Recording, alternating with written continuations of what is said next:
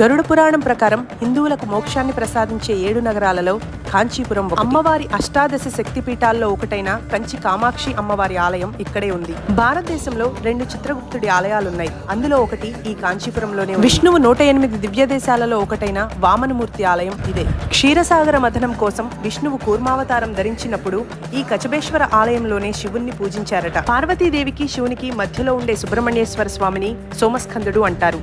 ఈ కుమారకొట్టం మురుగన్ టెంపుల్ అలాగే ఉంటుంది. శివుని పంచభూతలింగాలలో ఒకటైన పృథ్వీలింగం ఈ కాంచీపురంలోనే ఉంది. ఈ ఏకాంబరేశ్వరుని ఆలయంలోని సైకతలింగమే పృథ్వీలింగం. శివుని ధ్యాన నర్తన అసుర సంహారక త్రిపురాంతక లింగోద్భవ గంగాధర అర్ధనారీశ్వర రూపాలున్న పురాతన ఆలయం ఈ కైలాసనాథర్ ఆలయం. కృష్ణుడు కురుక్షేత్ర సమయంలో పాండవ దూతగా వహించి తన విశ్వరూపాన్ని చూపించాడు. ఆ అవతారమే ఈ పాండవ దూత పెరుమాళ్ టెంపుల్. విష్ణువు 108 దివ్య దేశాలలో ఒకటిగా ప్రసిద్ధి చెంది విష్ణు కంచిగా పేరు పొందిన శ్రీ వరదరాజ పెరుమాళ్ టెంపుల్ కూడా కాంచీపురం